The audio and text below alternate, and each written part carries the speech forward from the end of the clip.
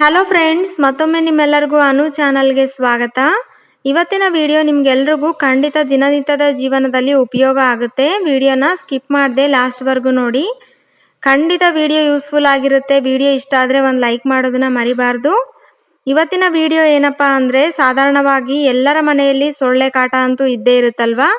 ಚಿಕ್ಕ ಮಕ್ಕಳಿಂದ ವಯಸ್ಸಾದವ್ರವರೆಗೂ ಕೂಡ ಈ ಸೊಳ್ಳೆ ಕಚ್ಚಿದ್ರೆ ಎಷ್ಟು ನರಕ ಆಗುತ್ತೆ. ಈ ಸೊಳ್ಳೆ ಕಾಟದಿಂದ ತಪ್ಪಿಸ್ಕೊಳ್ಳೋದಕ್ಕೆ ನಾನಿವತ್ತೊಂದು ಸೂಪರ್ ಆದ ಹೋಮ್ ರೆಮಿಡಿನ ತಿಳಿಸ್ಕೊಡ್ತಾ ಇದ್ದೀನಿ. ಅದು ಕೂಡ ಸ್ವಲ್ಪ ಕೂಡ ಖರ್ಚಿಲ್ಲದೆ ತುಂಬಾನೇ ಈಸಿಯಾಗಿ ನಾವು ಇದನ್ನ ತಯಾರಿಸಿ ಉಪಯೋಗಿಸ್ಬೋದಂತಹ ಒಂದು ಟಿಪ್ಸ್ ಅಂತಾನೆ ಹೇಳ್ಬೋದು.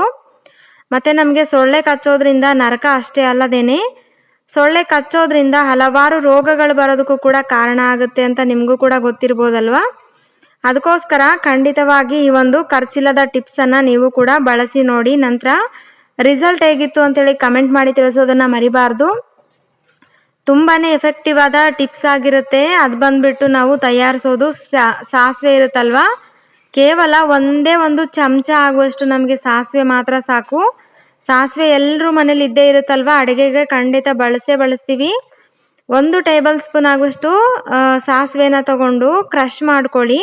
ತುಂಬಾ ಜಾಸ್ತಿ ಫೈನ್ ಆಗಿ ಪೌಡರ್ ಮಾಡಬಾರ್ದು, ಜಸ್ಟ್ ಕ್ರಷ್ ಮಾಡ್ಕೊಂಡ್ರೆ ಸಾಕಾಗುತ್ತೆ. ನಿಮ್ಗೆ ಯಾವ ರೀತಿ ಅನುಕೂಲ ಆಗುತ್ತೋ ಆ ಒಂದು ಸಾಸಿವೆನ ಕ್ರಷ್ ಮಾಡ್ಕೊಂಡು ತಗೊಳ್ಳಿ. ಫ್ರೆಂಡ್ಸ್, ಆ ರೀತಿಯಾಗಿ ಸಾಸಿವೆನ ಕ್ರಷ್ ಮಾಡಿದ ನಂತರ ನೀವು ಕೆಂಡದ ಒಳಗಡೆ ಅಂದರೆ ಕೆಂಡನ ಒಂದು ಪಾತ್ರೆಯಲ್ಲಿ ತಗೊಳ್ಳಿ. ಯಾವುದಾದ್ರೂ ಹಳೆ ಪಾತ್ರೆ ಅಥವಾ ಧೂಪ ಹಾಕೋದಕ್ಕೆಲ್ಲ ಇರುವ ಪಾತ್ರೆ ಇರುತ್ತೆ ನೋಡಿ, ಆ ರೀತಿಯಾದ ಪಾತ್ರೆಗೆ ಕೆಂಡವನ್ನು ಹಾಕೊಂಡು ಅದಾದ ನಂತರ ಕ್ರಷ್ ಮಾಡಿವಂತ ಈ ಸಾಸಿವೆ ಏನಿದೆ ನೋಡಿ ಅದನ್ನ ಹಾಕೊಳ್ಬೇಕು. ಆ ರೀತಿ ಹಾಕ್ಬಿಡ್ರಿ ನೀವು, ಖಂಡಿತವಾಗಿ ನಿಮಗೆ ತಕ್ಷಣಕ್ಕೇನೆ ರಿಸಲ್ಟ್ ಗೊತ್ತಾಗ್ಬಿಡುತ್ತೆ. ಒಂದು ಸೊಳ್ಳೆ ಕೂಡ ನಿಮ್ಮ ಮನೆ ಒಳಗಡೆ ಅಥವಾ ನಿಮ್ಮ ಮನೆ ಮುಂದೆ ಬರೋದೇ ಇಲ್ಲ, ಅಷ್ಟು ಚೆನ್ನಾಗಿದು ರಿಸಲ್ಟ್ ಕೊಡುತ್ತೆ ಅಂತಾನೆ ಹೇಳ್ಬೋದು. ಖಂಡಿತ ಈ ಒಂದು ಟಿಪ್ಸನ್ನು ನೀವು ಕೂಡ ಬಳಸಿ ನೋಡಿ. ಯಾವುದೇ ಖರ್ಚಿಲ್ಲದೆ ತುಂಬ ಸುಲಭವಾಗಿಯೇ ಇದನ್ನು ಬಳಸ್ಬೋದು ನಾವು ತಯಾರಿಸ್ಬಿಟ್ಟು. ಟ್ರೈ ಮಾಡಿ ನೋಡಿದ ನಂತರ ನಿಮ್ಮ ಅಭಿಪ್ರಾಯನ ವಿಡಿಯೋ ಕೆಳಗಡೆ ಕಮೆಂಟ್ ಮಾಡಿ ತಿಳಿಸಿ. ಇವತ್ತಿನ ವಿಡಿಯೋ ನಿಮ್ಮೆಲ್ಲರಿಗೂ ಇಷ್ಟ ಆದರೆ ವಿಡಿಯೋಗೆ ಒಂದು ಲೈಕ್ ಮಾಡಿ, ಜೊತೆಗೇನೆ ಚಾನಲನ್ನು ಸಬ್ಸ್ಕ್ರೈಬ್ ಆಗಿ ಅಂತ ಕೇಳ್ಕೊಳ್ತೀನಿ. ಮುಂದಿನ ವಿಡಿಯೋದಲ್ಲಿ ಮತ್ತೆ ಸಿಗ್ತೀನಿ. Thank you for watching.